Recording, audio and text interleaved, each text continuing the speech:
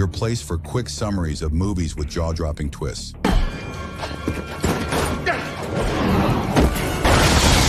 Let's dive in. At the beginning of the movie, we see two strangers sitting in a subway station. One of them asks the other if it's his first time donating blood. The other replies, yes. The first man then informs him that the organization taking their blood will pay them a lot of money. But before he could finish talking, suddenly a secretary enters and calls for Jared, who appears to be unwell and has a strange scar on his arm. The secretary asks Jared if he recently got any tattoos or has any illnesses, to which he replies, no, nothing like that. She then asks about the scar, and Jared explains that it was from an accident he had as a child. She tells him that his blood tests are unusual and that they will need to conduct additional tests to confirm the results. Jared is taken to a strange room where he discovers it was all a trap. Vampires suddenly appear from all around him, telling him they will drain all his blood. Jared starts crying because they plan to run experiments on him, but suddenly Jared stops crying and starts laughing hysterically, saying, "You think you've trapped me? I'm the one who wanted to trap you." His mouth opens in a bizarre way, and he attacks the secretary, biting her neck. Despite being shot with silver bullets, he remains unaffected. Jared then attacks the shooter, throws him against the wall, and kills him effortlessly. He grabs the last person by the neck, looks into the camera, and declares that he despises vampires. At that moment, strange, tentacle-like limbs emerge from his mouth, and he devours the last vampire. The scene changes, and we see Blade talking about his past. Blade's mother was bitten by a vampire while pregnant with him, resulting in Blade being born half human, half vampire. This mutation gave him incredible strength and the ability to heal without the typical weaknesses of vampires, such as silver, garlic, or sunlight. Blade lived as an outcast until he met Whistler, an old inventor who despises vampires for killing his wife and daughter. Whistler took Blade in, raised him, and helped him suppress his thirst for human blood. Unfortunately,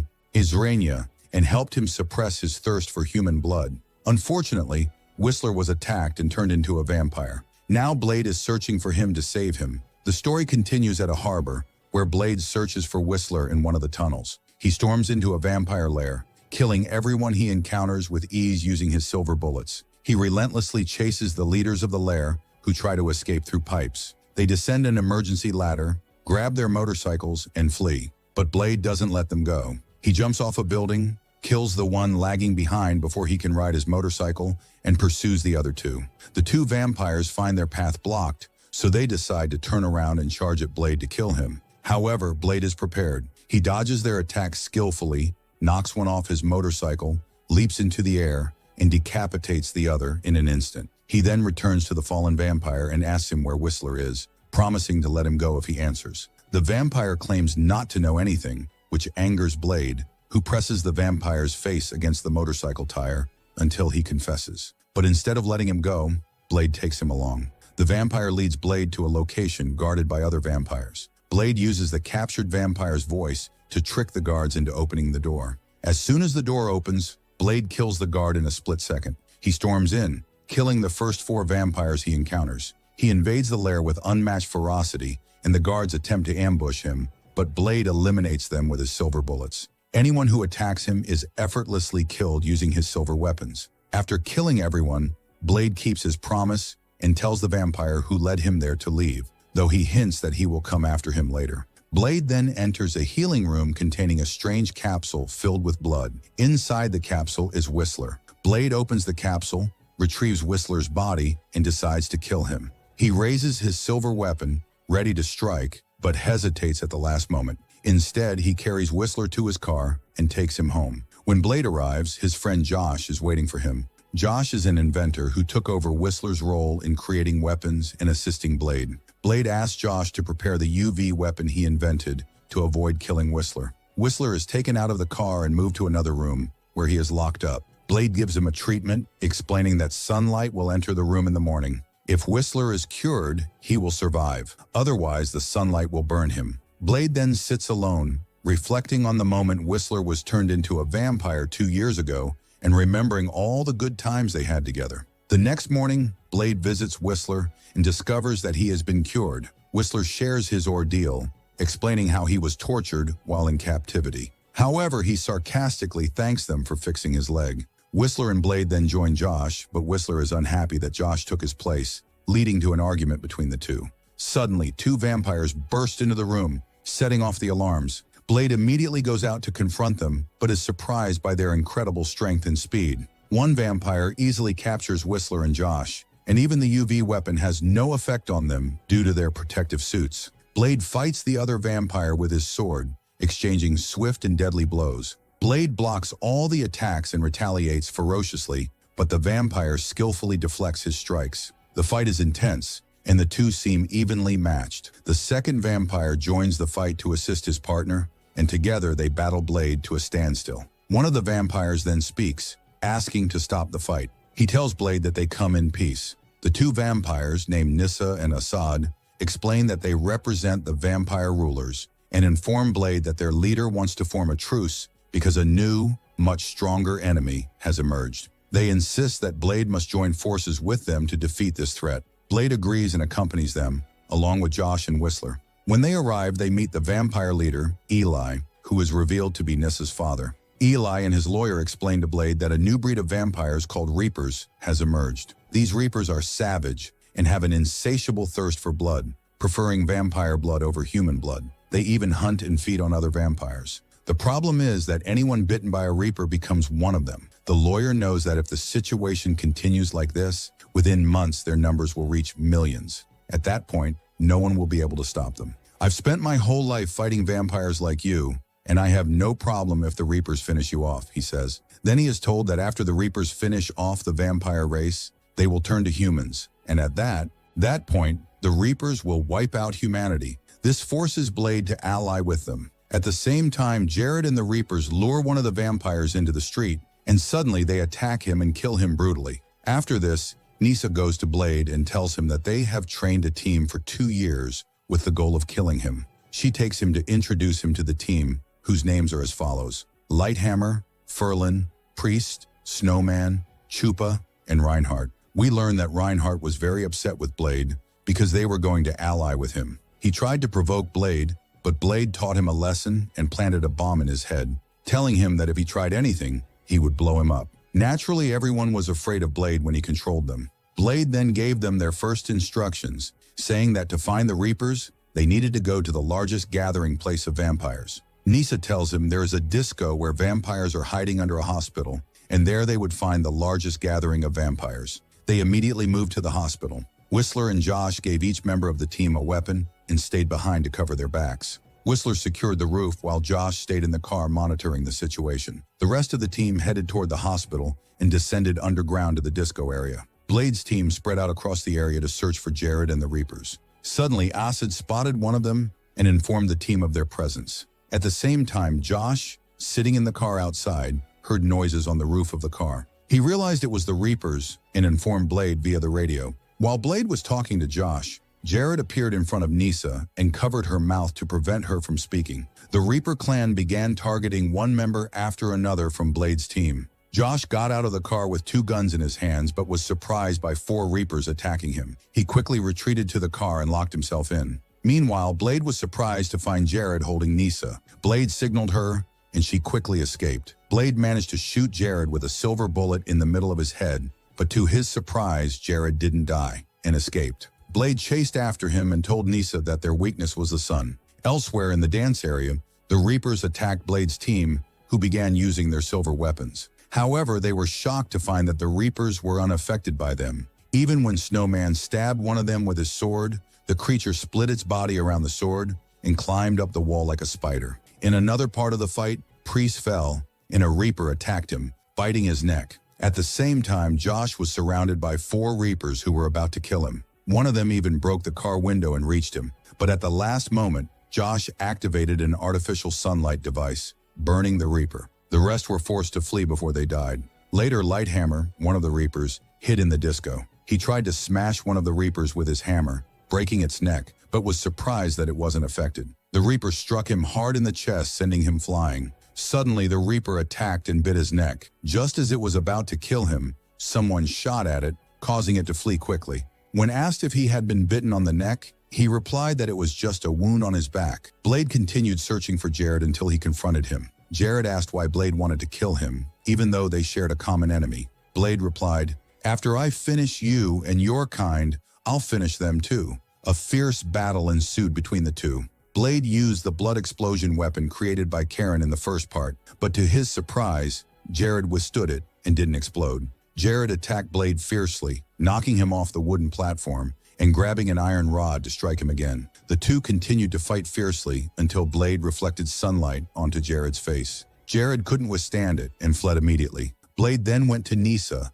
suspecting there was something strange between her and Jared, especially since she didn't kill him or shoot at him. Their conversation was interrupted by a team member informing them that Priest had turned and transformed. Blade was shocked to find that Priest transformed in just 30 minutes and that they couldn't kill him with silver. Even when they cut his head in half, the severed part kept moving. Blade was forced to open a sunlight vent to destroy the rest of his body. A while later, Whistler arrived and told them he had captured one of the Reapers. He took them to see it. Nisa requested that they not kill the Reaper until they dissected its body to understand it better. Meanwhile, we see Eli talking to his lawyer. We learn that he is using Blade to eliminate Jared because Jared wants to kill him, and Eli is willing to sacrifice anything. Зрения, и Eli готов пожертвовать всем. Later, Nisa began examining the captured Reaper and told Blade that this type constantly needs fresh blood. Otherwise, it dies on its own. She also mentioned that Jared is the only one who doesn't need blood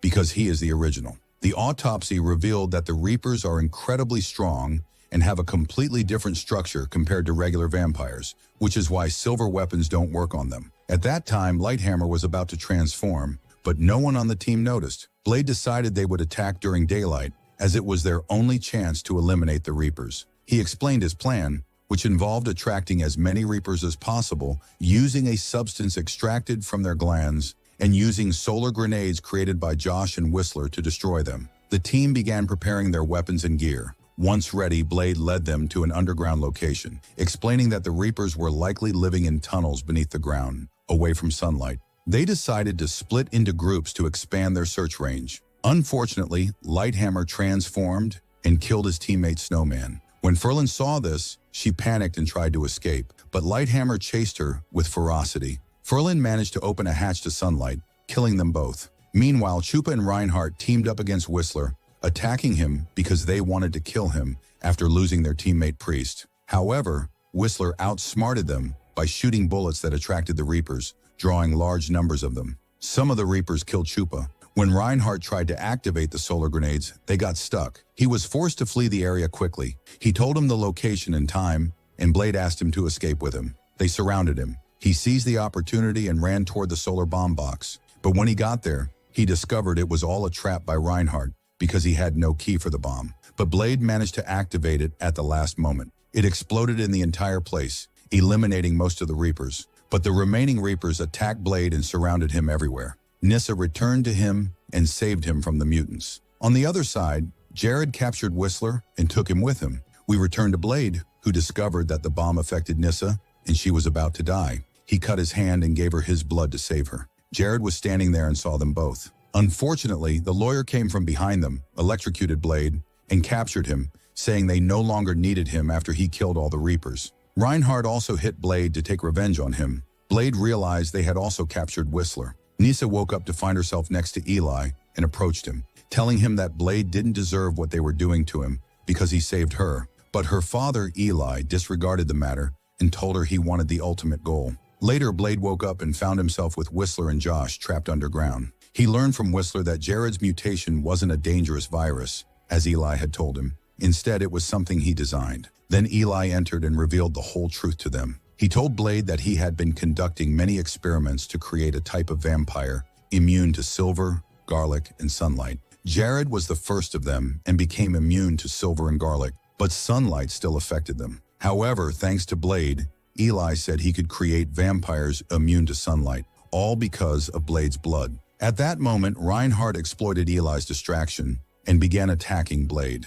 Blade decided to detonate the bomb in his hand, but unfortunately, it didn't work. Reinhardt was surprised when Josh revealed that he had been working for the vampires from the start and was planted as a spy to know their weaknesses and eliminate them. At that moment, Reinhardt removed the bomb and threw it at Josh, but Blade laughed and told him he had suspected him from the beginning, so he modified the bomb. In a split second, the bomb exploded on Josh. A large number of vampire assistants entered and electrocuted Blade. The lawyer placed him on a device to extract his DNA to create vampires immune to sunlight. On the other side, Nisa was arguing with Eli, trying to convince him. Eli got angry, grabbed her by the neck, and was about to kill her. But he changed his mind, saying that the thirst for blood wouldn't spare him. At the same time, Blade told the lawyer that Jared wanted to destroy what they had created. The lawyer laughed and said he didn't know where Jared was, but Blade mocked him, saying, "Who told you that?" Suddenly, Jared stormed the place. He began attacking everyone he encountered. At that moment, Whistler managed to break free from his cuffs and attacked Reinhardt. He quickly escaped through the ventilation shafts and eventually reached Blade, killing the lawyer. But he found Blade weak and had lost a lot of blood. He took him to the blood waterfall. Reinhardt tried to stop them, but Blade managed to jump into the blood waterfall. He emerged, having regained his strength, and immediately attacked the guards one by one, breaking their weapons and defeating them. He grabbed electric rods and fought fiercely, taking them down one by one. When he reached the last one, he delivered the final blow. Then he saw Reinhardt in front of him, grabbed his sword, and in a split second, sliced him in half. Meanwhile, Whistler was destroying all the experimental embryos they were working on, completely demolishing the lab. Jared continued to break through all the defenses and gates, killing all the guards he encountered brutally until he reached Eli and Nissa's room. But the two managed to escape him in the elevator at the last moment. Here came the surprise. Nissa changed the gate's password and locked herself and Eli with Jared, so that Jared would face Eli and kill him. Indeed, Jared reached them and cornered them. Eli tried to justify what he had done, saying he would create a cure. But Jared said it didn't matter, attacked him, and bit his neck until he killed him. After Jared finished him, his body began to turn to stone. At that moment, Nissa surrendered without resistance to Jared, who bit her as well. At this moment, Blade arrived, flipped in the air, and with all his strength, plunged his sword into Jared's neck. But Jared didn't die, and attacked Blade with all his might. The two engaged in a fierce sword fight. In the end, Jared overpowered Blade, knocked him down, and kept hitting him multiple times, taunting him. Every time Blade tried to get up, Jared would jump in the air and strike him. Then he grabbed Blade, intending to break his back. But in a split second, Blade grabbed Jared's arm and broke it. However, Jared was very strong, hit Blade on the head, and threw him to the ground. At that moment, Blade saw his sword and managed to hide it under his arm. He waited until Jared grabbed him and hit him on the head multiple times. Then Blade plunged the sword with all his strength into Jared's sensitive internal organs. At that moment, Jared was severely injured and knew he was about to die. He decided to push the sword further into his body, ending his life after destroying everything they had created. Afterward, Blade went to Nisa, who had been completely overtaken by the virus. She asked him for one last wish, to see the sunlight before she died. Indeed, Blade carried her to the rooftop with his hands despite loving her. Nissa burned from the sunlight in his arms. Blade was deeply saddened by her loss. The scene then shifts to London. We see the vampire Blade had mentioned at the beginning of the film, saying he wouldn't let him go and would return to him. As soon as the curtain opened, Blade appeared from behind it, saying, "Did you think I forgot about you?" In a split second, he plunged the sword into the vampire's head. And that's where the movie ends. Don't forget to like and subscribe to the channel. See you next time.